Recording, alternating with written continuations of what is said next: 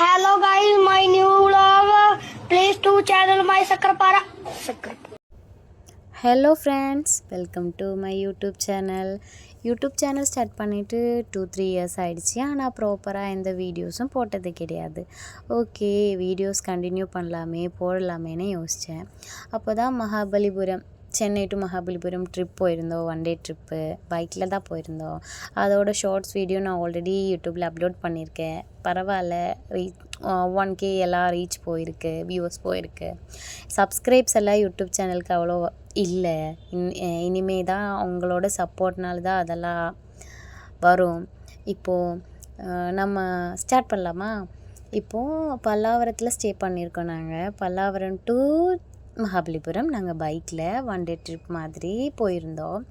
போகிற வழி ரொம்ப டிராஃபிக் இல்லாமல் நான் முதல் வாட்டி பார்க்குறேன் சென்னையில் வந்துட்டு.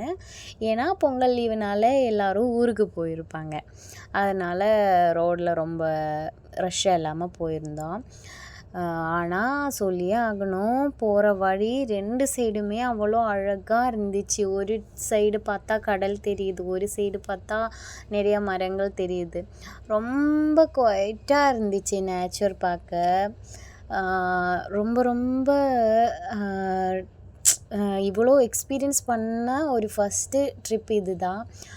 அப்படி நாங்கள் மகாபலிபுரம் போயிட்டோம். ஒரு 1.25 மணி நேரம் ட்ராவல் பண்ணி நேராக போய் 40 ரூபா டிக்கெட் எடுத்து உள்ளே போயிட்டோம். நான் அந்த 40 ரூபா டிக்கெட் எடுக்கும்போது அவ்வளோ யோசிக்கலைங்க, நான் இவ்வளோ எல்லாம் எக்ஸ்பீரியன்ஸ் பண்ண போகிறேன்னு. ஃபஸ்ட்டு பஞ்சரதாஸ் தான் போயிருந்தோம். அந்த ஒவ்வொரு பாறையிலும் ஒவ்வொரு உயிர் வாழ்ந்தோட நமக்கு அந்த ஃபுல் மெமரிஸ் அங்கே போனால் நம்மளால் அந்த பாசிட்டிவ் வைபை நம்மளால் உணர முடியும். நம்ம அந்த சென்னை லைஃப் வாழ்ந்துட்டு இருக்கிறதுலேருந்து ஒரு நாள் நம்ம அங்கே போகும்போது அவ்வளோ மனசுக்கு ரொம்ப சந்தோஷமாக இருந்துச்சு. உண்மையாகவே சொல்கிறேன், நான் ரொம்ப ஹாப்பியாக அந்த டைம் எப்படி போயிடுச்சுன்னு எனக்கு தெரியல. அந்த 1 டே லைட் ஹவுஸ் வியூ நம்மளால் இங்கே இந்த மேலே இருந்து நம்ம பார்க்க முடியும். நம்ம ஒருத்தரும் தெரிஞ்சிக்க வேண்டிய விஷயம் என்னென்னா, நம்ம இந்தியாவில் இதெல்லாம் இருக்குது. ஆனால் நம்ம போயிருக்கோமா பார்த்துருக்கோமான்னு கேட்டால் நிறைய பேருக்கு இல்லைன்னு தான் சொல்லுவாங்க. ஏன்னா இதெல்லாம் நம்மளோட முன்னோர்கள் நமக்காண்டி விட்டுட்டு போனால் ஒரு அடையாளங்கள். கண்டிப்பாக நம்ம டைம் கிடைச்சா இதெல்லாம் போய் பார்க்கணும்.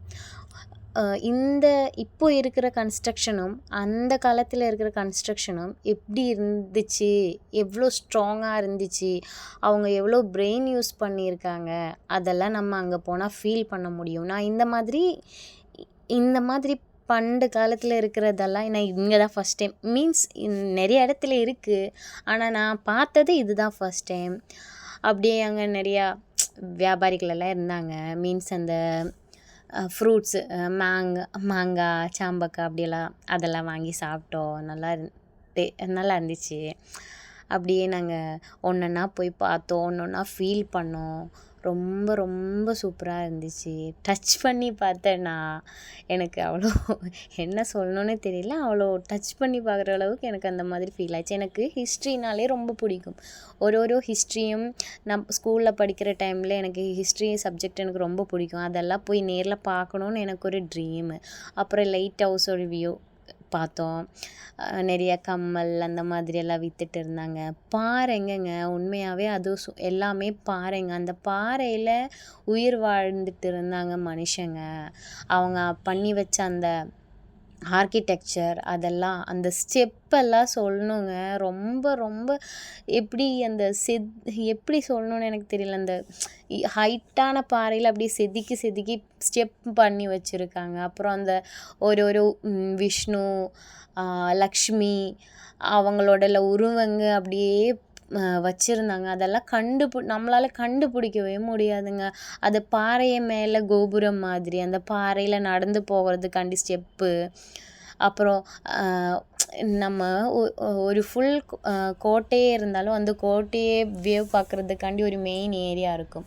அந்த ஏரியா அப்படியே கல் மேலே கல் வச்சு, அது 4 சைட்லேயும் ஹோல்ஸ் மட்டும் வச்சு, அதெல்லாம் அங்கேருந்து உள்ளேருந்து வெளியிலேருந்து பார்க்குறவங்களுக்கு எதுவும் தெரியாது, ஆனால் உள்ளேருந்து பார்க்குறவங்களுக்கு ஃபுல் வியூவும் தெரியும். அதெல்லாம் பார்த்தோம். அப்புறம் மெயினாக சொல்லணும், அந்த குளம் பாறை மேலே குளம் வச்சுருக்காங்கங்க குளிக்கிறதுக்காண்டி. யாரோடையோ பாத்துன்னு சொன்னாங்க, சரியாக ஞாபகம். மனுஷங்க ஒரு இடத்துல வாழ்கிறாங்க, ஸ்டே பண்ணுறாங்கன்னா அவங்களுக்கு தேவையான எல்லா அடிஸ்தான சௌகரியங்களும் சேர்ந்து ஒரு இடம் ரெடி பண்ணியிருக்காங்க. உண்மையாகவே அதான் அங்கே பார்க்க முடிஞ்சிச்சு. அப்புறம் கிருஷ்ணாஸ் பட்டர் பால்னு சொல்லிட்டு ஒரு பெரிய பாறைக்கல் பார்த்தோம். அதுக்கு முன்னாடியே அது பார்க்குறதுக்கு முன்னாடியே ஒரு கல் மேலே ஏறி உட்காந்து பாறை மேலே ஏறி உட்காந்து நாங்கள் பிரேக்ஃபாஸ்ட் பிரெட் சாண்ட்விச் எடுத்துகிட்டு போயிருந்தோம், அது சாப்பிட்டோம். அப்புறம் அந்த கிருஷ்ணாஸ் பட்டர் பால் பார்க்குறதுக்கு போயிட்டோம். அது ஒரு நேரியாக கல் மேலே நடந்து போய் அது பார்த்தோம், அது வியூ பார்த்தோம். ரொம்ப சூப்பராக இருந்துச்சு. ஒரு கல், எந்த இதுவுமே பெரிய பாறைக்கல், எந்த சப்போர்ட்டுமே இல்லாமல் அப்படியே நிற்குது. அந்த மாதிரி நிறைய பாறைக்கல் அங்கே பார்த்தோம். அதுக்கப்புறம் எலிஃபண்ட் ஷேப்பில் இருக்கிற நிறையா கல், அதெல்லாம் இதோட ஹிஸ்ட்ரி எனக்கு தெரியல. நான் சர்ச் பண்ணணும்னு நினைக்கிறேன், ஆனால் ரொம்ப பெருசாக இருக்குது. நிறைய ஹிஸ்டாரிக்கல் மூவியில் வர கேரக்டர்ஸ் எல்லாம் நம்ம அங்கே இமேஜ் பண்ணி பார்க்குறதுக்கு நல்லாயிருக்கும். நான் அதுதான் யோசிச்சு நடந்துட்டு இருந்தேன். இதெல்லாம் இவங்க எப்படி பண்ணியிருப்பாங்களா, எப்படி ஸ்டே பண்ணியிருப்பாங்க, என்னென்னத்துக்கு யூஸ் பண்ணியிருப்பாங்க, இதுக்கு பின்னாடி எவ்வளோ பேரோட உழைப்பு இருக்கும் யோசிச்சு பாருங்கள். ஓரோரோ பாறையும் அவ்வளோ பார்த்து என்னென்ன தேவைக்காண்டியோ அந்த மாதிரியெல்லாம் அவங்க செதுக்கி வச்சுருக்காங்க. அதெல்லாம் யோசிக்கும்போது அவ்வளோ அதை நம்ம பிரெயின் அங்கேயே இருக்க மாட்டோம், நம்ம அந்த காலத்துக்கே போயிருப்போம். அப்புறம் நெக்ஸ்ட்டு எனக்கு ரொம்ப ரொம்ப பிடிச்சிருந்துச்சு அந்த லைட் ஹவுஸ் தாங்க. நான் லைஃப்பில் ஃபஸ்ட் டைம் எக்ஸ்பீரியன்ஸ் பண்ணுறேன் அந்த கல் மேலே. அது எனக்கு தெரிஞ்சு லைட் ஹவுஸ் ரெடி பண்ணது நம்ம இங்கிலீஷ்காரர் தானே, அவங்க தான் நினைக்கிறேன், இல்லை ஃப்ரெஞ்சான்னு எனக்கு தெரியல. அந்த இந்தியாவில் அந்த காலத்தில் அவங்க வந்த டைமில் தான் லைட் ஹவுஸ் ரெடி பண்ணதான் நான் படிச்சிருக்கேன். ஆனால் அதோடய ஹிஸ்ட்ரி எனக்கு தெரியல. அந்த லைட் ஹவுஸ்லேருந்து ஒரு வியூ கிடைக்கும் பாருங்கள். ஹைட்டு அதெல்லாம் எனக்கு தெரியல எவ்வளோ ஹைட் இருக்குன்னு. அந்த ஹைட், அவ்வளோ ஹைட்டில் நான் ஃபஸ்ட் டைம் நிற்கிறேன். அந்த ஹைட்லேருந்து ஒரு வியூ, அந்த ஃபுல் மகாபலிபுரத்தோட வியூ மீன்ஸ் கடல் தெரியுது, மலை தெரியுது, பாறை தெரியுது, இங்கே இருக்கிற ஓரோ சிற்பங்க தெரியுது, நிறைய வண்டி தெரியுது. அன்னைக்கு பொங்கல்னால அங்கே நல்லா க்ரௌட் இருந்துச்சு. அதனால் அந்த லைட் ஹவுஸ் போகிறதுக்கு 1/2 hour வெயிட் பண்ணி டிக்கெட் போட்டு. இந்த வியூ பார்த்திங்களா, நம்ம 2 முக்கியமந்திரிங்களும் ஒரே டைமில் அங்கே நிற்கிறாங்க. நான் சொல்கிறது புரியுதா? சிஎம்ஸ் ஜெயலலிதாவும் கலைஞரும் ஒரே ஸ்டாச்சு அங்கே பார்த்தேன். அது சும்மா எடுத்தேன். அதுக்கப்புறம் நாங்கள் போனது நேராக நம்ம ஷோர் டெம்பிளுக்கு. டிக்கெட் எடுத்து செக்யூரிட்டி செக் எல்லாம் இருந்துச்சு, அதெல்லாம் பண்ணி நாங்கள் முன்னாடி போயிட்டோம். நான் போகும்போது நினைக்கலைங்க, ஓகே ஷோர் டெம்பிள் யூடியூப்லலாம் சர்ச் பண்ணி கூகுளெல்லாம் சர்ச் பண்ணி பார்த்தேன். ஆனால் அங்கே போனோம்ல, அந்த எக்ஸ்பீரியன்ஸ் வச்சு நானும் கல்லில் சிற்பங்க கொத்தி வச்சுருப்பாங்க அந்த மாதிரியெல்லாம் இமேஜின் பண்ணி இப்படிங்க வந்தேன். அதுதான் அதே கல் தான், ஆனால் அதுதான் வியூ இருக்குல்ல, அது நான் ட்ரீமில் இருக்கேன் அந்த மாதிரி நினச்சேங்க. அந்த மாதிரி அந்த ஷோர் டெம்பிள் ரொம்ப ரொம்ப ஒரு 2 மணி டைம் வெயில் மேலே இருந்துச்சு. அந்த ஒரு கோல்டன் லுக் இருந்துச்சு அந்த டெம்பிளுக்கு. ஆனால் அதெல்லாம் கல்லுங்க, பாறைக்கல். ஹிஸ்ட்ரி எல்லாம் இங்கே கொடுத்துருந்தாங்க. அதோட இதெல்லாம் அப்படியே பார்த்து ரசித்து ரொம்ப சந்தோஷமாக மெதுவாக நடந்து டெம்பிளை ஒரு சுற்றி அங்கே சிவனோட இது இருந்துச்சு பார்த்தோம். ஆனால் சரியாக தெரியல. நிறைய பேர் ஃபோட்டோஸ் வீடியோஸ் எல்லாம் எடுத்துகிட்டு இருந்தாங்க. ஒரு மதில் மாதிரி நிறைய கோமாதாவோட அந்த செதுக்கிட்டு அங்கே கரெக்டாக அந்த ஃபாலோ மாதிரி ஒரு மதில் எப்படி இருக்குமே அந்த மாதிரி அந்த சிற்பங்க மேலே வச்சு கல் மேலே அடுக்கி வச்சுருந்தாங்க.